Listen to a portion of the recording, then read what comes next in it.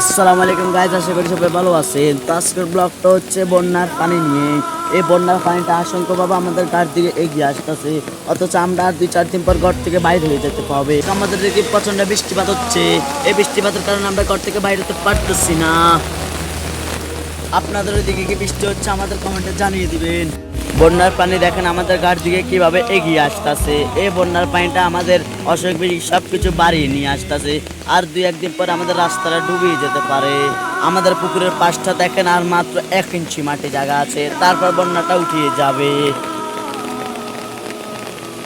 দেখেন পানিটা কতটুকু উপরে এসে গেছে, আর মাত্র 2-1 দিন পর আমরাও ডুবে যেতে পারি। আপনারা সবাই আমাদের জন্য দোয়া করবেন। আর এই মুহূর্তে প্রচন্ড ভাবে বৃষ্টিপাত হইতাছে, এই বৃষ্টিপাতে পানি আরো উপরের দিকে উঠতেছে। সবগুলা পুকুর ডুবে গেছে। আপনারা দেখেন যেখান দিয়ে আমাদের পুকুরের পানিগুলা যাবে ওইখানটাও ডুবে গেছে।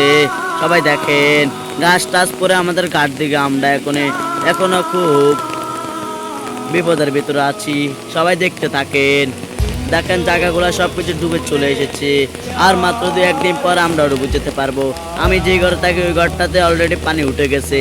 সবাই দেখেন, সবাই আমার জন্য দোয়া করবেন, আমি যেন অনেক ভালো থাকতে পারি।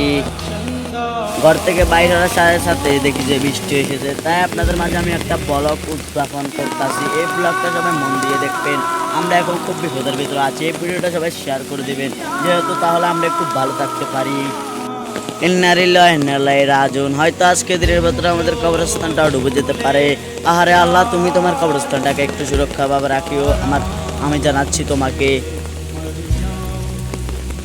তো গাইস, ব্লগটা এই পর্যন্ত এলো। সবাই আমার জন্য দোয়া করবেন, আপনার জন্য ভালোবাসা রাখবে। আর কার কার জেলায় এরকম পানি উঠছে তারা আমার কমেন্টে বলে যাবেন। আসসালামু আলাইকুম, সবাইকে জানাই আমার পক্ষ থেকে।